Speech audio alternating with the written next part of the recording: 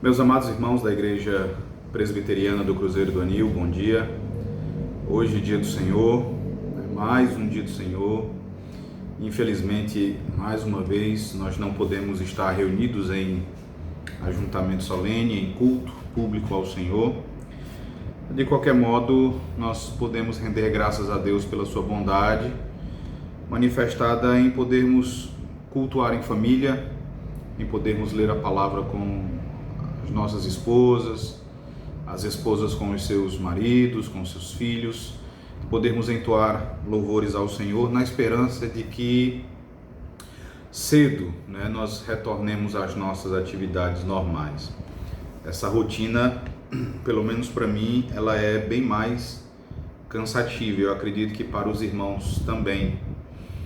Mas, de qualquer modo, a gente pode separar esse tempo, para refletir na palavra do Senhor, como nós faríamos se estivéssemos na igreja, tá bom?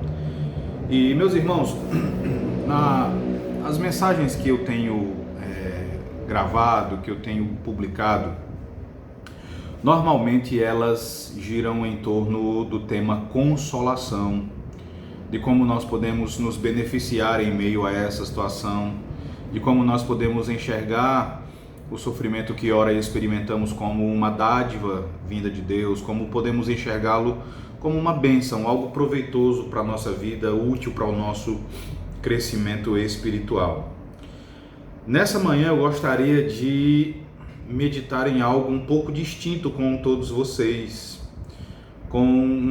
meditar num aspecto que todos nós devemos ter em mente.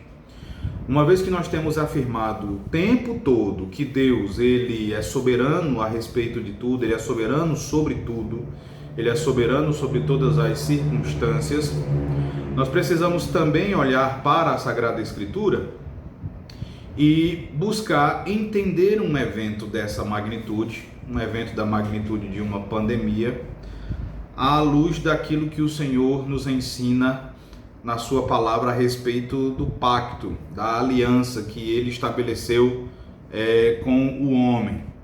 E eu já tenho dito algumas vezes para os irmãos que todos os seres humanos, todas as pessoas, elas estão relacionadas ao pacto que Deus estabeleceu lá no princípio. Então não existe nenhuma pessoa que não esteja relacionada com o pacto. A grande diferença é que, de um lado, você tem aqueles que são os cumpridores do pacto, mas não por suas próprias obras, sim pela graça de Cristo. São aquelas pessoas que desfrutam dos benefícios do pacto, que desfrutam do amor de Deus, que se beneficiam do amor pactual do Senhor.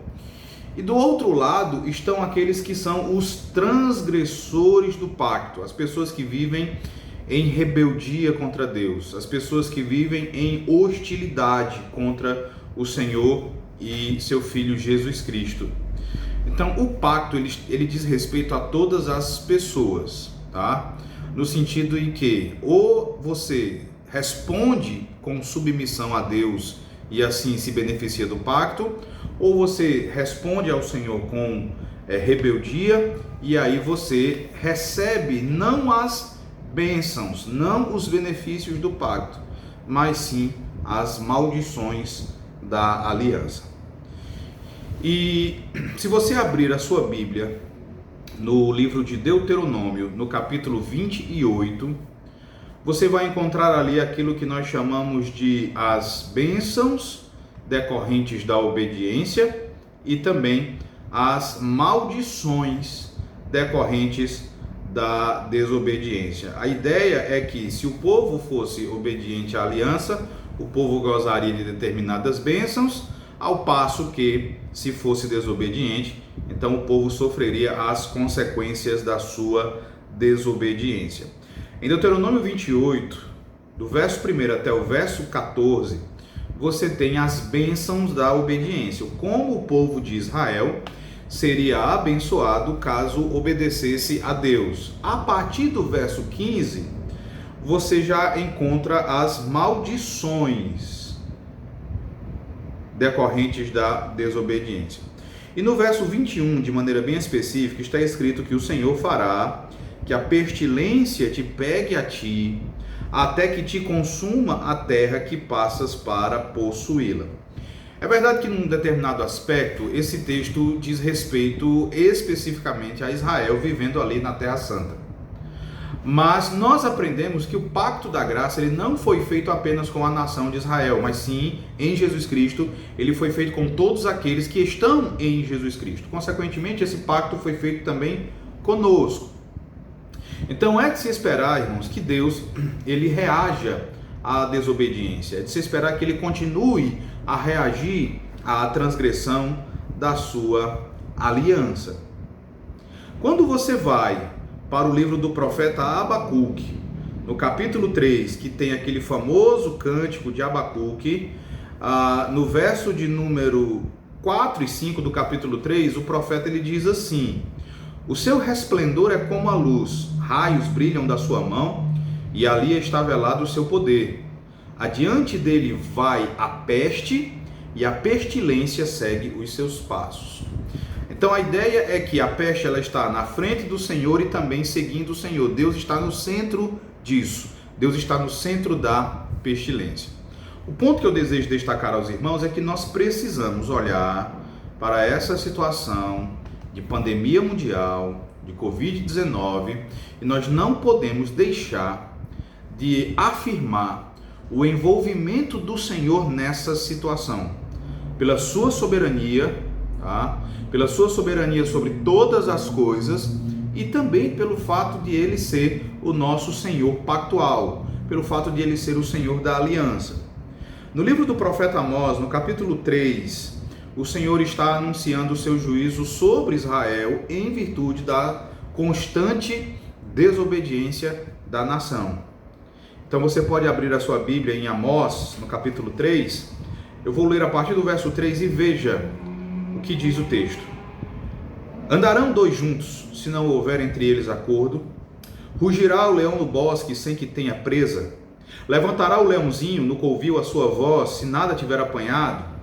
Cairá a ave no laço em terra, se não houver armadilha para ela?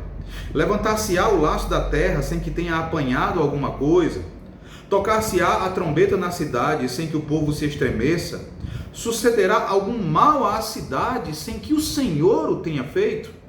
Certamente o Senhor Deus não fará coisa alguma sem primeiro revelar o seu segredo aos seus servos, os profetas.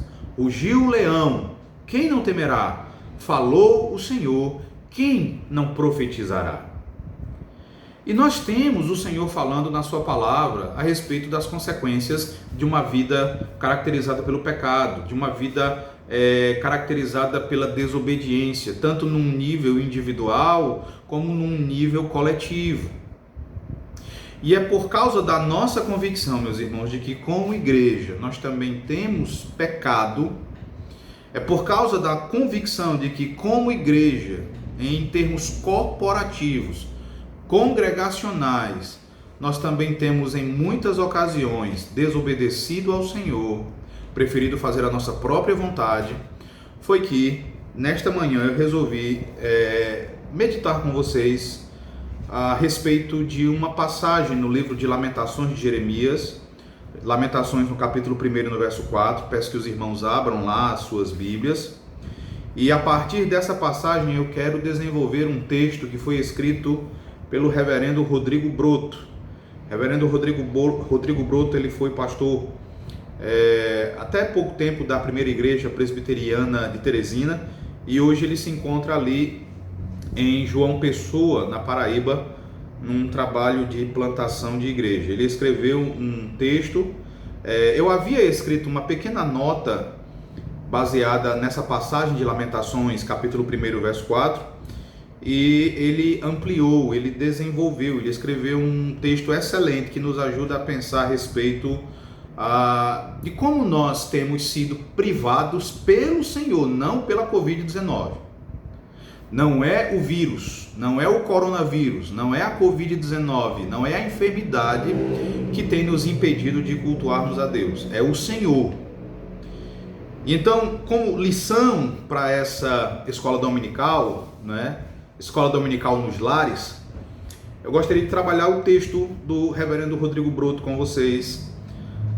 O tema da nossa lição, o tema do texto é: ficar sem o culto solene é pior do que a morte.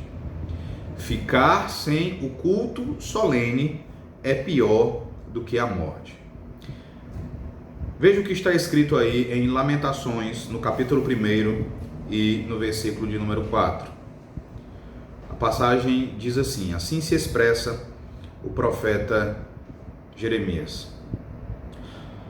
Os caminhos de Sião estão de luto, porque não há quem venha à reunião solene.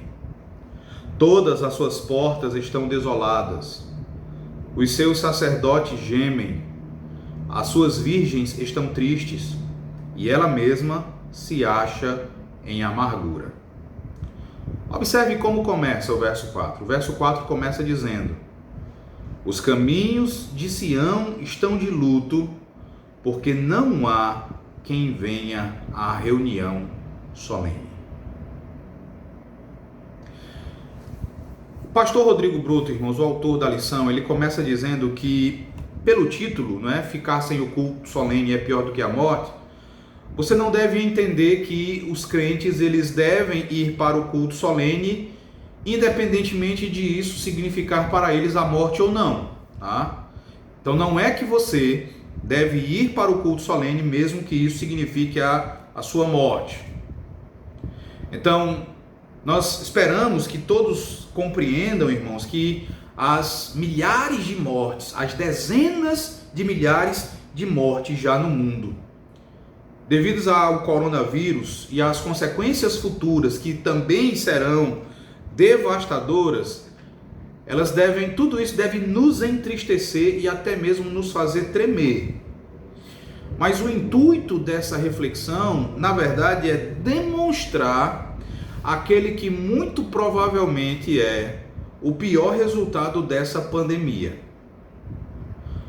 Então, muito provavelmente, o pior resultado dessa pandemia de Covid-19, irmãos, é o fato de as igrejas do Senhor não poderem se reunir solenemente aos domingos.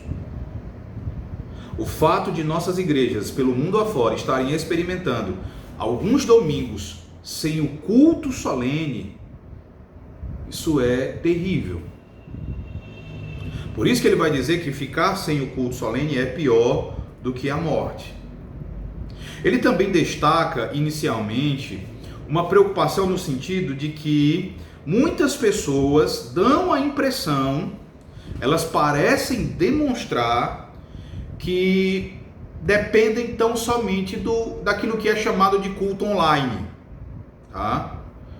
Então é como se elas estivessem completamente satisfeitas e achando que os chamados cultos online são suficientes para as suas vidas, são suficientes para substituir o ajuntamento dos santos, né? Então não há nenhuma necessidade de responder à Santa Convocação, né? Uma vez que você tem todo o auxílio da internet.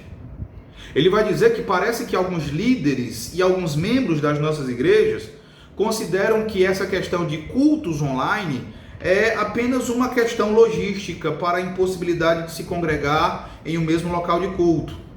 O que na verdade, meus irmãos, significa a presença especial de Deus no meio do povo. E é aqui que nós precisamos já de início entender o que está sendo colocado. O fato de nós não podermos nos reunir durante esses domingos para cultuarmos ao Senhor, isso deve provocar lamento no nosso coração. Porque é no ajuntamento solene que Deus ele se manifesta de modo especial no meio da sua igreja. Tanto é assim que há alguns teólogos que vão colocar o ajuntamento solene como um meio de graça, como um meio usado por Deus para abençoar o seu povo. Isso, consequentemente, não acontece quando nós nos alimentamos apenas por aquilo que é oferecido online. Tá? Isso não acontece quando nós nos alimentamos apenas daquilo que é oferecido através da internet.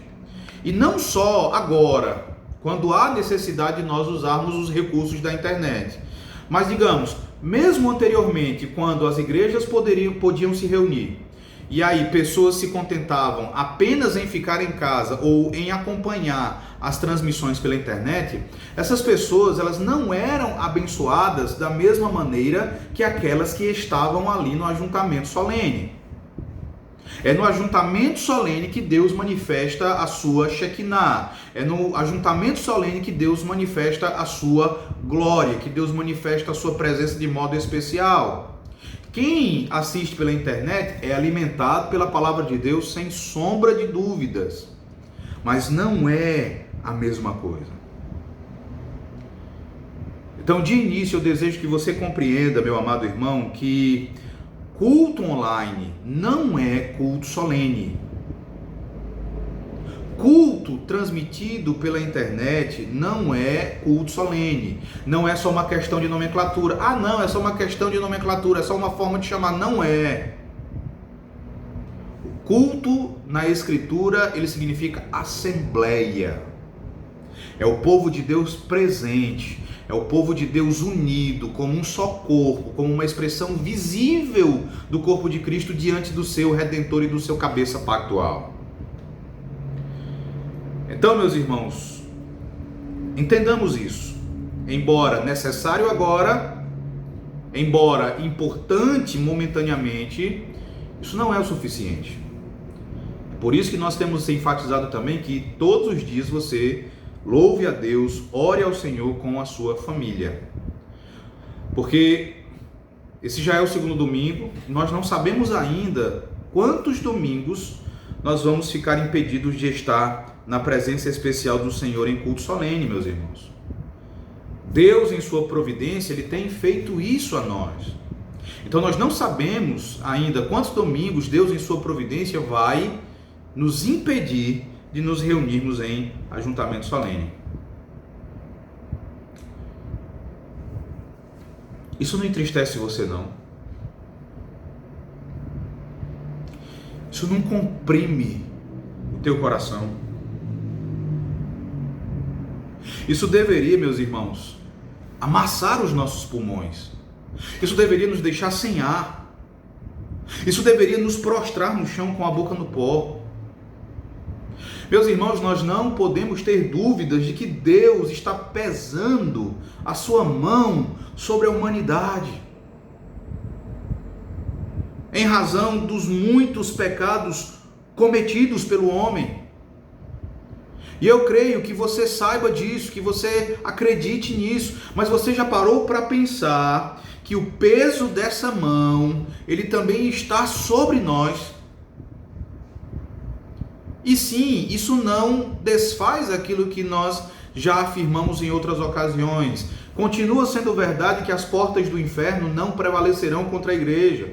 Continua sendo verdade que nós podemos atravessar esse vale sombrio e não temer mal algum, uma vez que o Senhor está conosco. Continua sendo verdade que nós pertencemos a Deus e nada pode nos separar do amor de Deus que está em Cristo Jesus. Mas Deus, Ele também pesa a sua mão sobre o seu povo pactual.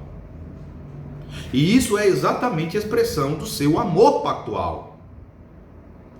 Então, nós também precisamos considerar que a mão do Senhor está sobre nós. Nós também estamos sentindo o peso dessa mão. Será que Deus não está apenas nos concedendo? Preste atenção nessa pergunta. Eu vou fazer diretamente a você, não entenda que eu estou me excluindo, eu estou incluído nisso. Mas será que Deus, Ele não está apenas concedendo a você aquilo que no fundo, no íntimo, no coração, aquilo que você tem desejado domingo após domingo, que é não estar na presença santíssima do Senhor em culto solene? Será que Deus não está concedendo isso a você?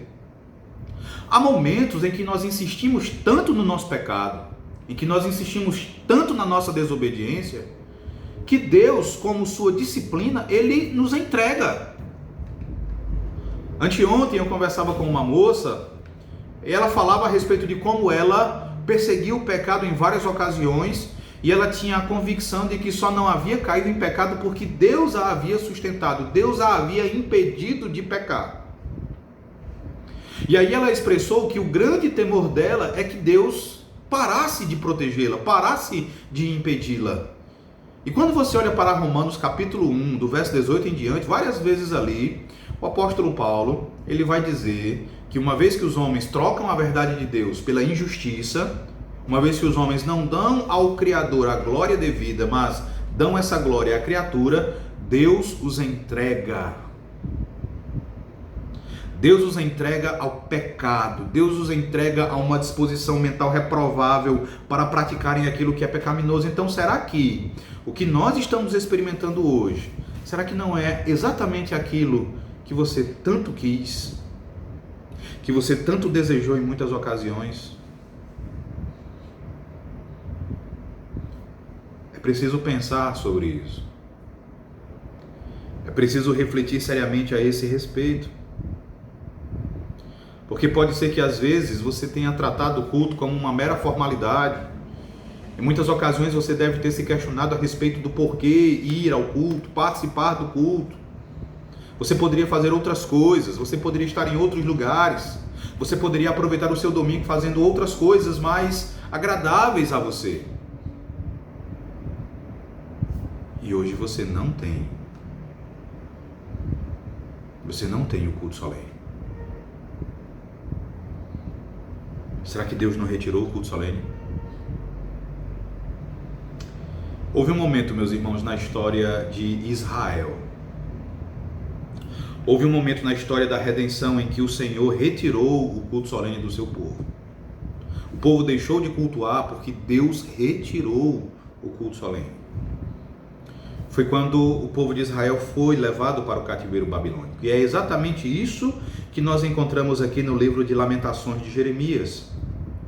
Então observe o que o profeta diz nessa poesia hebraica fúnebre, no capítulo 2, versículos 5 e 6. Observe como ele expressa a sua tristeza e como ele tem a convicção de que tudo o que Jerusalém experimentou e continuava a experimentar ali, tudo era uma ação de Deus.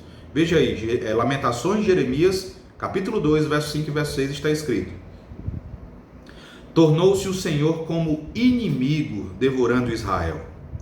Devorou todos os seus palácios, destruiu as suas fortalezas e multiplicou na filha de Judá o pranto e a lamentação. Demoliu com violência o seu tabernáculo como se fosse uma horta. Destruiu o lugar da sua congregação.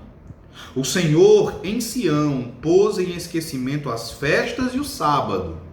E na indignação da sua ira, rejeitou com desprezo o rei e o sacerdote. Observe quando ele diz: Deus destruiu o lugar da sua congregação. E Deus pôs em Sião, em esquecimento, as festas e os sábados.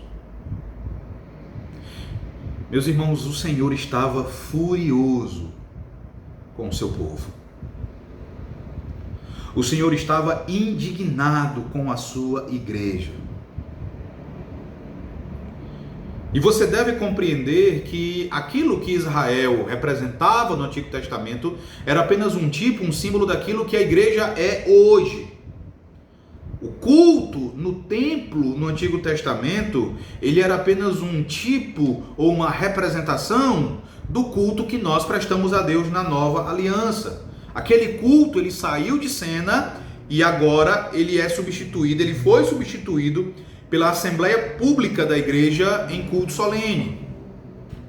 A nossa Confissão de Fé de Westminster, no capítulo 21, no parágrafo 6º, vai dizer que o culto agora não se restringe ou se faz mais aceitável a um certo lugar em que se ofereça. A ideia é que, diferentemente daquilo que acontecia em Jerusalém, não há mais um único lugar onde Deus deve ser adorado. Deus deve ser adorado agora em todos os lugares, onde quer que se encontrem os seus adoradores.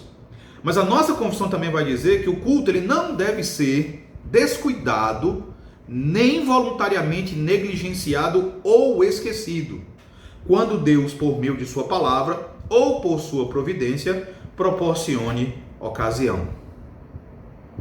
Então, os autores da nossa confissão, eles falam do culto, perceba, não como algo que nós fazemos, não é uma iniciativa nossa, é uma iniciativa de Deus. Não somos nós que, estando nas nossas casas, simplesmente decidimos deixá-las e ir para a igreja. É Deus quem nos convoca, Deus faz soar o seu chamado através da sua palavra e nós atendemos ao chamado de Deus comparecendo ao culto. Então, para os autores da nossa confissão, Deus é quem nos dá a ocasião, tá? Ele é quem providencia a ocasião para nós o adorarmos de modo solene. Então vamos nos perguntar. Nos perguntemos, irmãos, por que o Senhor não está proporcionando ocasião para o cultuarmos solenemente no meio dessa catástrofe sanitária?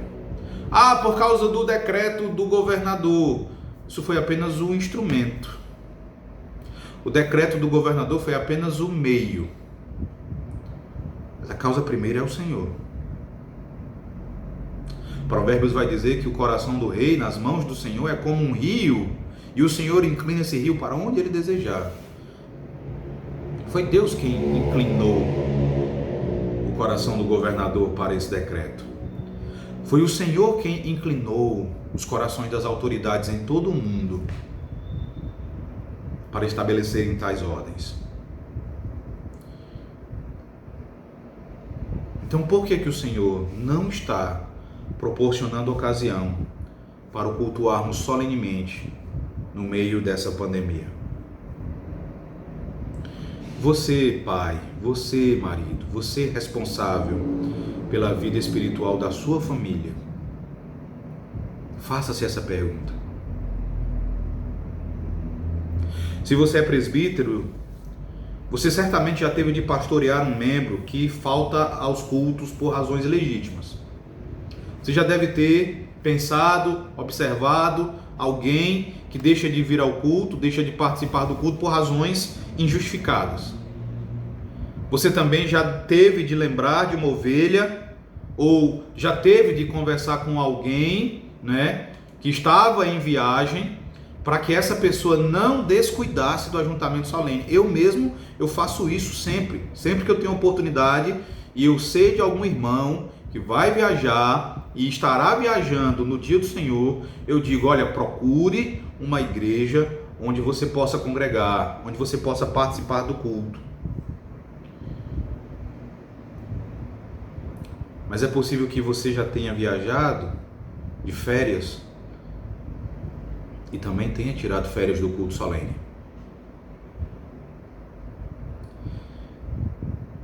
Não existe férias do culto solene. Não existe folga do culto solene. Não existe férias do culto solene.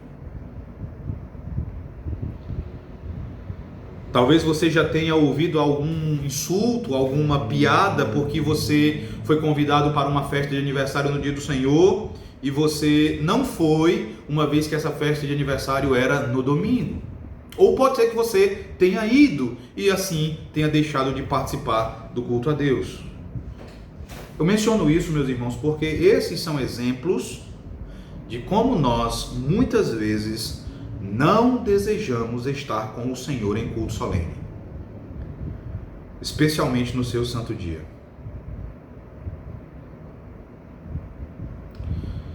E é isso que acontece. Quando nós nos ausentamos do culto por essas razões ou por outras razões injustificáveis, nós estamos declarando que não desejamos nos encontrar com o Senhor. Lembre que o culto é isso. O culto não é só você encontrar ali os seus irmãos, não é só você ouvir ali a pregação do seu pastor ou do seu presbítero, é você encontrar-se com o teu Senhor. E você não tem querido isso muitas vezes. Existem várias passagens na palavra de Deus que nos admoestam nesse sentido. Existem aqui apenas algumas, eu gostaria que você acompanhasse na sua Bíblia. Veja primeiramente o Salmo 84, verso 10, quando o salmista ele vai dizer, Salmo 84, verso 10, está escrito: Pois um dia nos teus átrios vale mais que 1000. Prefiro estar à porta da casa do meu Deus a permanecer nas tendas da perversidade. Examine-se. O desejo do salmista aqui tem sido o desejo do teu coração? Você, com uma consciência tranquila diante de Deus, que sonda o teu coração, você pode dizer que o desejo do salmista Davi aqui é o teu desejo? Prefiro estar à porta da casa do meu Deus a permanecer nas tendas da perversidade. Salmo 87, verso 1 e verso 2, diz assim: fundada por ele sobre os montes santos, o Senhor ama as portas de Sião mais do que as habitações todas de Jacó. O texto que nós lemos no Salmo 84 fala do amor do salmista pelo culto. Aqui no Salmo 87, o salmista fala do amor de Deus pelo culto. Aqui ele fala do amor do Senhor pelo culto. Veja mais uma vez, o Senhor ama as portas de Sião mais do que as habitações todas de Jacó. Sião não é necessariamente uma referência à cidade de Jerusalém. Sião aqui é uma referência ao monte no qual ficava localizado o templo. E a referência aqui não é ao templo em si, mas àquilo que era realizado ali no templo, a saber, o culto. Por isso é dito aqui que Deus ama Sião.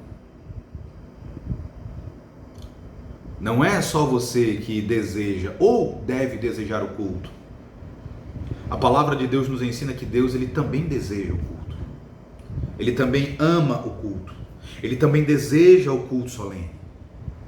Perceba o contraste aí no Salmo 87, verso 1 e verso 2, o contraste entre as portas de Sião e as habitações de Jacó. Veja o contraste entre o culto solene e as nossas demais atividades.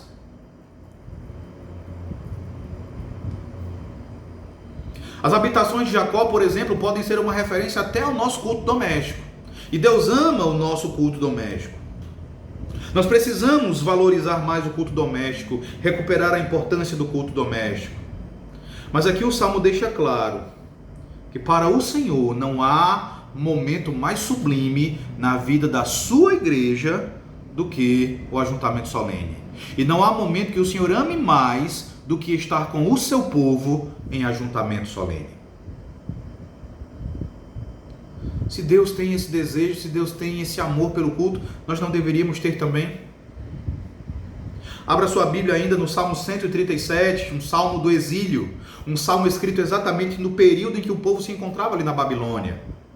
Salmo 137, do verso 1 ao verso 4, está escrito assim: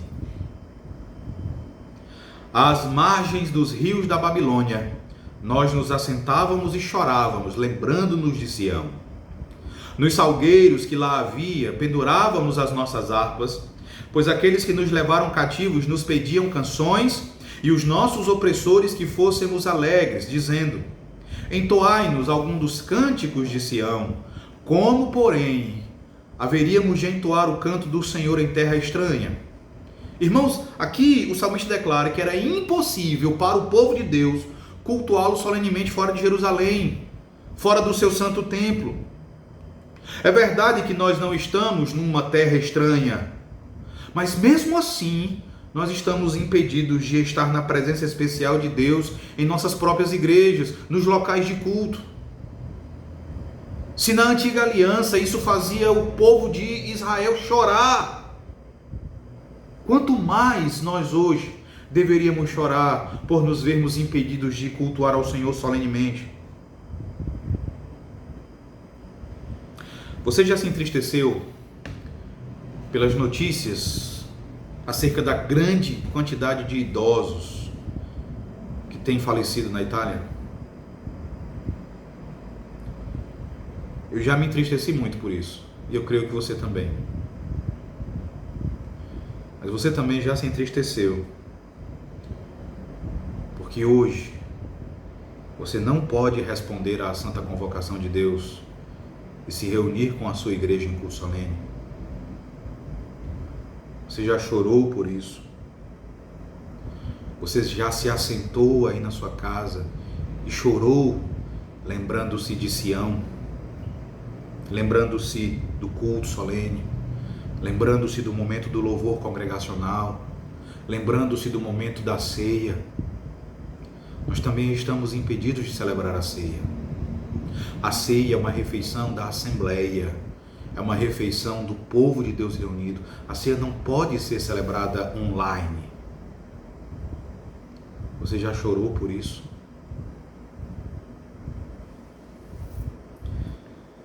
Na nossa confissão de fé, meus irmãos, no capítulo 21, nós encontramos o seguinte título.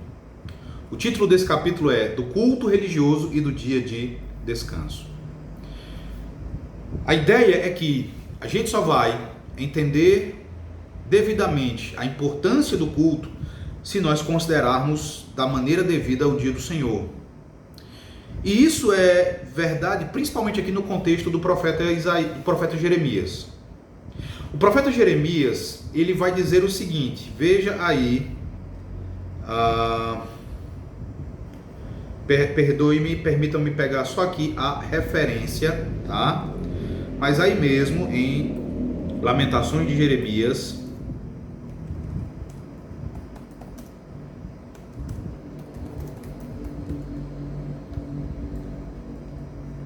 capítulo 1, verso 8. Veja que o profeta Jeremias ele vai dizer assim: Jerusalém pecou gravemente, por isso se tornou repugnante. Todos os que a honravam a desprezam, porque lhe viram a nudez. Ela também geme e se retira envergonhada. Então o profeta começa o verso 8 do capítulo 1 dizendo: Jerusalém pecou gravemente. E ele não vai aqui dar uma lista dos pecados de Jerusalém, mas você pode entender que os pecados de Jerusalém, eles contemplavam toda a lei. Então, Jerusalém era culpada de quebrar praticamente toda a lei. Mas quando você lê os livros proféticos, quando você lê os profetas, você vai perceber que dois pecados em especial recebem destaque.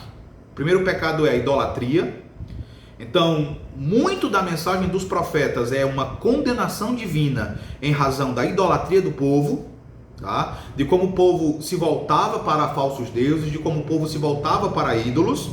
Mas o segundo pecado que recebe destaque nos livros proféticos é o pecado da transgressão, da violação do sábado. No livro do profeta Isaías, capítulo 52, verso 2, está escrito, por exemplo, o seguinte, veja só: Bem-aventurado o homem que faz isto, e o filho do homem que nisto se firma, que se guarda de profanar o sábado e guarda a sua mão de cometer algum mal. Em Ezequiel, capítulo 20, verso 12, verso 13, abra lá também, está escrito assim: Também lhes dei os meus sábados para servirem de sinal entre mim e eles, para que soubessem que eu sou o Senhor que os santifica. Mas a casa de Israel se rebelou contra mim no deserto, não andando nos meus estatutos e rejeitando os meus juízos, os quais, cumprindo-os o homem, viverá por eles. E profanaram grandemente os meus sábados. Então eu disse que derramaria sobre eles o meu furor no deserto para os consumir. Então aqui nós temos dois textos que falam de maneira bem clara como o Senhor ele enxergava a violação do dia de descanso por parte de Israel. Mas observe agora a passagem do livro de Jeremias, não mais o livro de Lamentações, mas o livro do próprio Jeremias. Abra no capítulo 17. Jeremias, capítulo 17, veja do verso 19 ao verso 27. Eu vou ler essa passagem. Jeremias, capítulo 17, do verso 9 até o verso 27. Diz assim: Enganoso é o coração mais do que todas as coisas, e desesperadamente corrupto, quem o conhecerá? Eu, o Senhor, esquadrinho o coração, eu provo os pensamentos, e isto para dar a cada um segundo o seu proceder, segundo o fruto das suas ações. Como a perdiz que choca ovos que não pôs, assim é aquele que ajunta riquezas, mas não retamente. No meio de seus dias as deixará, e o seu fim será insensato. Trono de glória enaltecido desde o princípio é o lugar do nosso santuário. Ó Senhor, esperança de Israel, todos aqueles que te deixam serão envergonhados. O nome dos que se apartam de mim será escrito no chão, porque abandonam o Senhor, a fonte das águas vivas. Cura-me, Senhor, e serei curado. Salva-me e serei salvo, porque tu és o meu louvor. Eis que eles me dizem: onde está a palavra do Senhor? Que se cumpra. Mas eu não me recusei a ser pastor, seguindo-te, nem tampouco desejei o dia da aflição, tu o sabes. O que saiu dos meus lábios está no teu conhecimento. Não me sejas motivo de terror, meu refúgio és tu no dia do mal. Sejam envergonhados os que me perseguem, e não seja eu envergonhado. Assombrem-se eles, e não me assombre eu. Traze sobre eles o dia do mal, e destrói-os com dobrada destruição. Assim me disse o Senhor: vai, põe-te à porta dos filhos do povo, pela qual entram e saem os reis de Judá, como também a todas as portas de Jerusalém, e dize-lhes: observem agora, ouvi a palavra do Senhor, vós reis de Judá, e todo o Judá, e todos os moradores de Jerusalém, que entrais por estas portas. Assim diz o Senhor: guardai-vos por amor da vossa alma, não carregueis cargas no dia de sábado, nem as introduzais pelas portas de Jerusalém. Não tireis cargas de vossa casa no dia do sábado, nem façais obra alguma, antes santificai o dia de sábado, como ordenei a vossos pais. Mas não atenderam, não inclinaram os ouvidos, antes endureceram a cerviz, para não me ouvirem, para não receberem disciplina.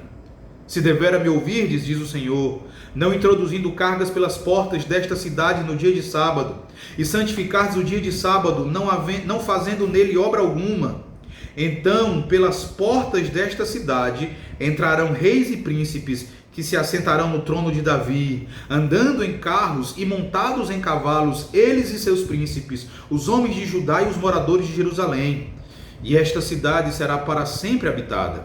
Virão das cidades de Judá e dos contornos de Jerusalém, da terra de Benjamim, das planícies, das montanhas e do sul, trazendo holocaustos, sacrifícios, ofertas de manjares e incenso, oferecendo igualmente sacrifícios de ações de graças na casa do Senhor. Mas se não me ouvirdes, e por isso não santificardes o dia de sábado, e carregardes alguma carga, quando entrardes pelas portas de Jerusalém no dia de sábado, então acenderei fogo nas suas portas, o qual consumirá os palácios de Jerusalém, e não se apagará. Esse texto ele é bem detalhado. Ele já é bem detalhado em relação àquilo que o povo de Jerusalém realizava no dia de sábado e não agradava a Deus. Permitam-me compartilhar com vocês, irmãos, o que o comentarista Matthew Henry, o puritano Matthew Henry, ele diz a respeito dessa passagem. Ele diz assim: eles devem descansar de seus empregos seculares no dia do descanso. Não devem fazer trabalho servil. Eles não devem carregar cargas para dentro da cidade, nem para fora, para dentro das suas casas ou para fora. Cargas de milho dos maridos não devem ser carregadas para dentro, nem adubo carregado para fora. Nem cargas de mercadores ou suas mercadorias devem ser importadas ou exportadas. Cavalos, carros ou carroças de carga não devem ser vistos no dia do descanso, nem nas ruas nem nas estradas. Os porteiros não devem fazer comércio neste dia, nem devem os servos ser obrigados a apanhar mantimentos ou combustível. É um dia de descanso e não deve ser transformado em dia de trabalho, a não ser em caso de real necessidade. Então aqui ele fala a respeito daquilo que o povo não deveria fazer. E ele vai mais adiante falar a respeito das bênçãos que são mencionadas no texto.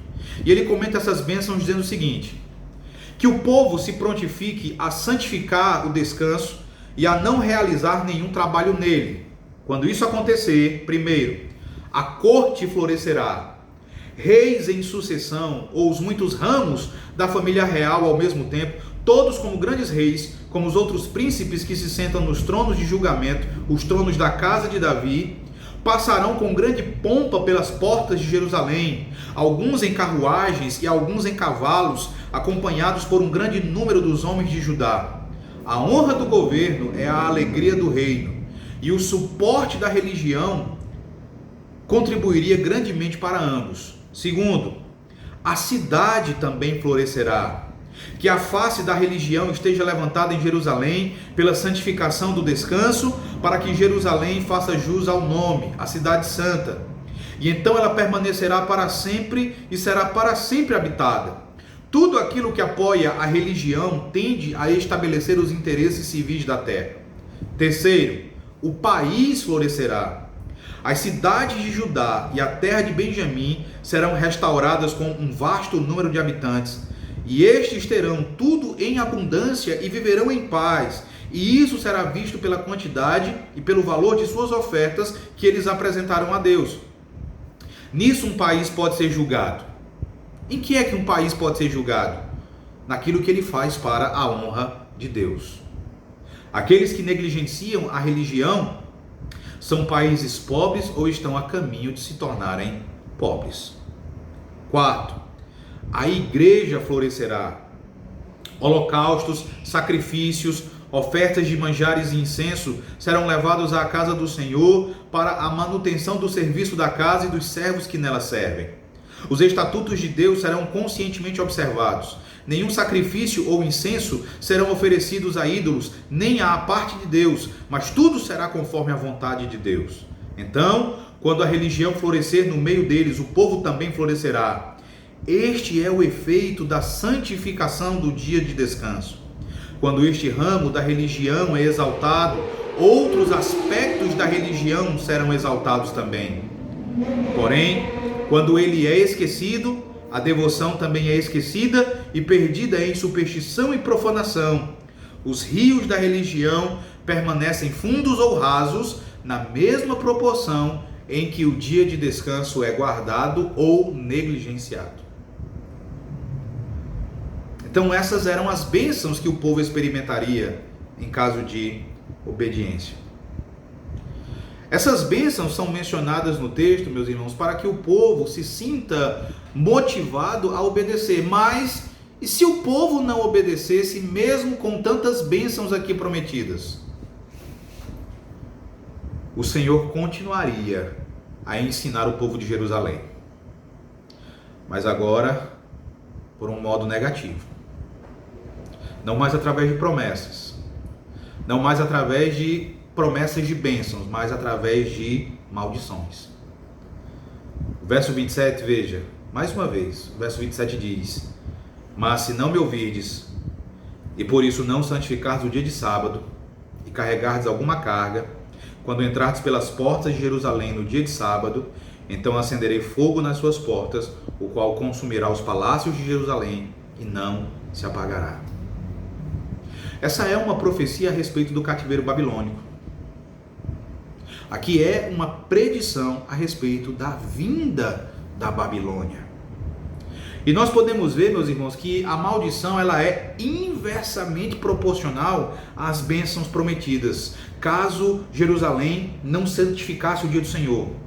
A corte não floresceria, a cidade não floresceria, o país não floresceria e a igreja não floresceria.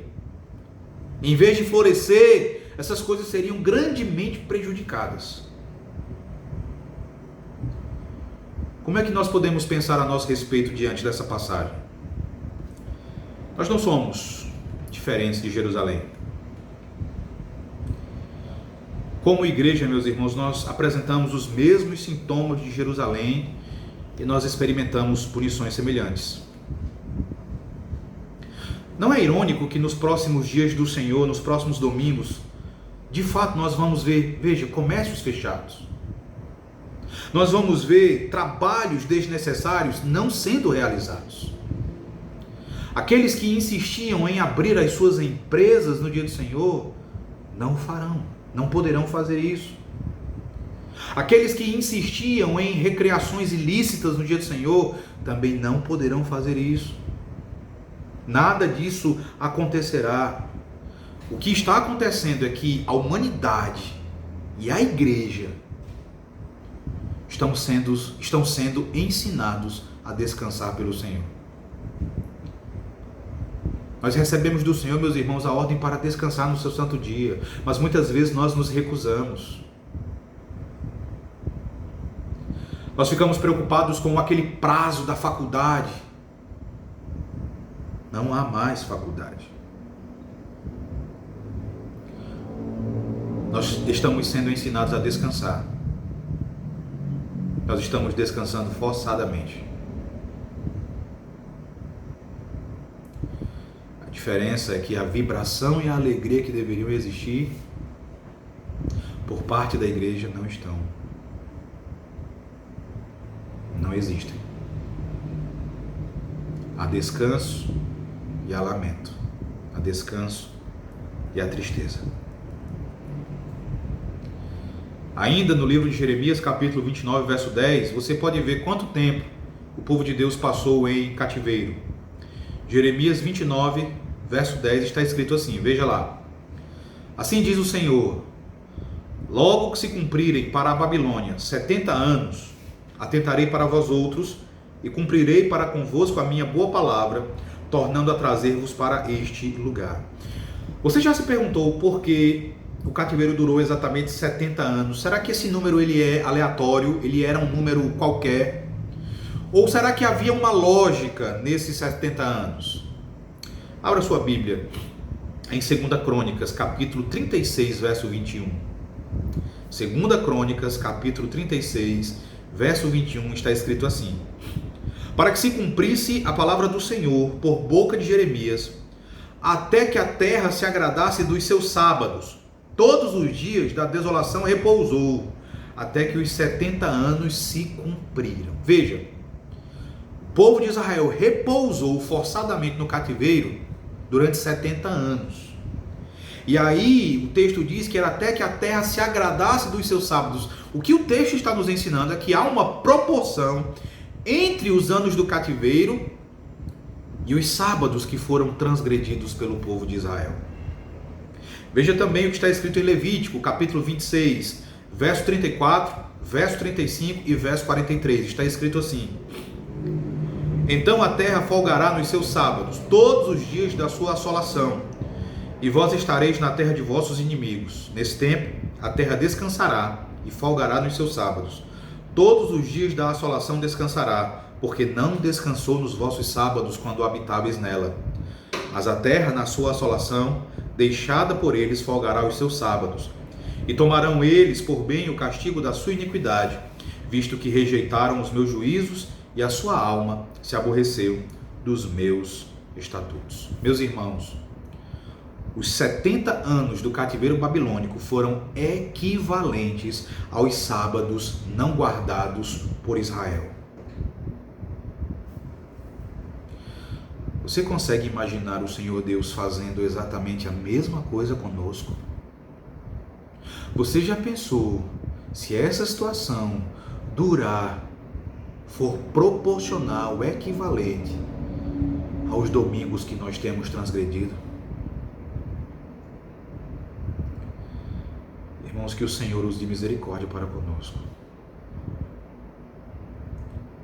Você tem noção de como a igreja e como nós temos aborrecido os estatutos do Senhor, especialmente o quarto mandamento?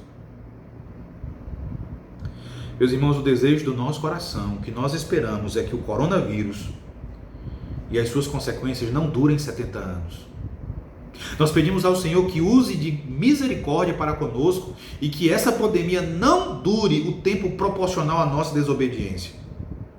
Eu repito, meus irmãos, foram 70 anos sem que o povo cultuasse a Deus adequadamente no seu santo templo. Será que isso não é pior do que a morte? Viver sem poder cultuar a Deus na beleza da sua santidade em culto solene.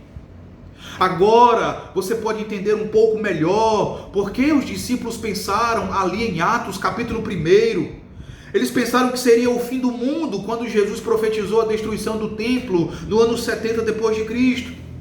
Porque como é que o mundo pode continuar, como é que o mundo pode seguir adiante sem que Deus manifeste a sua presença especial no culto solene, nos ajuntamentos solenes da sua igreja?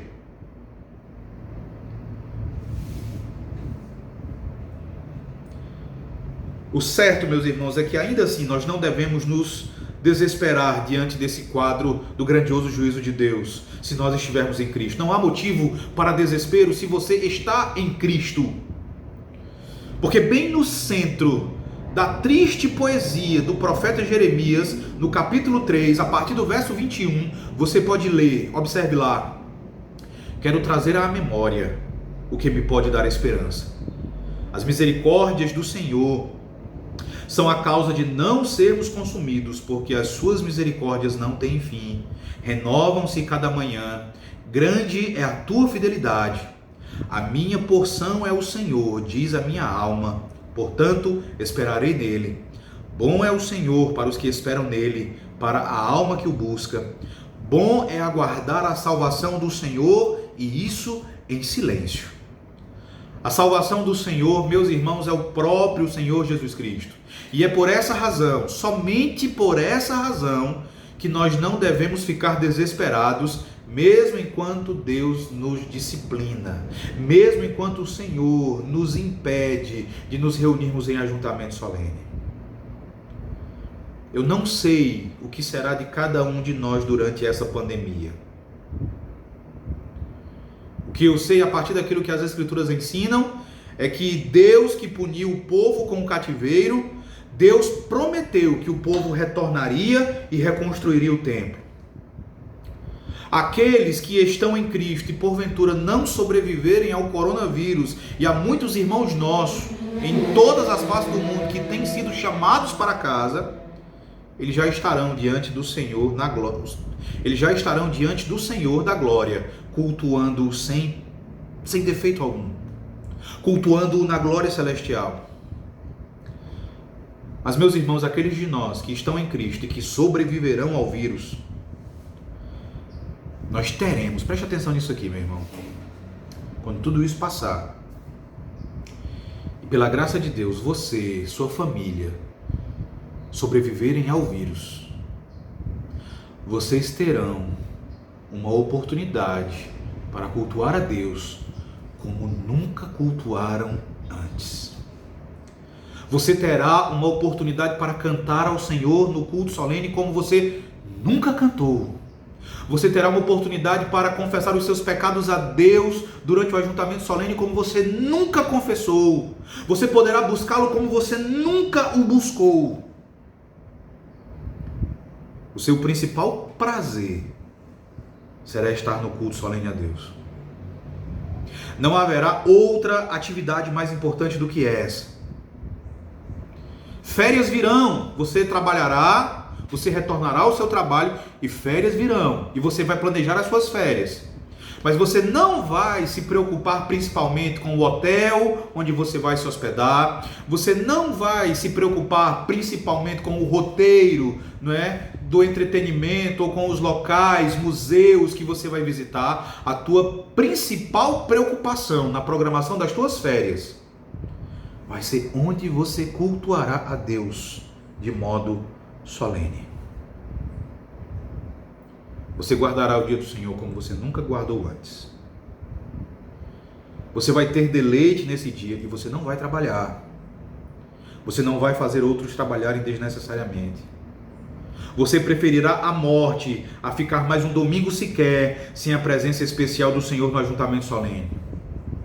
Você cantará sinceramente o Salmo 63, especialmente os primeiros versículos que dizem: ó Deus, Tu és o meu Deus forte, eu te busco ansiosamente, a minha alma tem sede de Ti, meu corpo te almeja como terra árida, exausta, sem água. Assim eu te contemplo no santuário, para ver a Tua força e a Tua glória, porque a Tua graça é melhor do que a vida, os meus lábios te louvam. Meus irmãos, se a graça de Deus é melhor do que a vida, então ficar sem a graça de Deus no culto solene é pior do que a morte. Seja a nossa oração de que o Senhor nos livre do coronavírus, de que o Senhor faça essa pandemia de Covid-19 cessar, para que todos nós possamos, o mais rapidamente possível, louvar o Senhor com os nossos lábios novamente, unidos em ajuntamento solene. Eu creio que o primeiro culto solene, depois de toda essa pandemia, será um culto extraordinário. Ele deverá ser um modelo para os outros que virão. E que tenhamos o cuidado de não cair novamente em marasmo. Irmãos, que o Senhor vos abençoe. Precisamos refletir a respeito de tudo que ouvimos aqui nesta manhã. Queira o Senhor abençoar você e a sua família para que vocês, mais breve possível, possam retornar ao ajuntamento solene. Cultuemos a Deus como nunca o cultuamos antes, com todo o nosso coração, com toda a nossa força, com toda a nossa alma, com todo o nosso entendimento. Que o Senhor abençoe você, que o Senhor abençoe sua casa. Seja esse um dia de descanso no Senhor Jesus Cristo.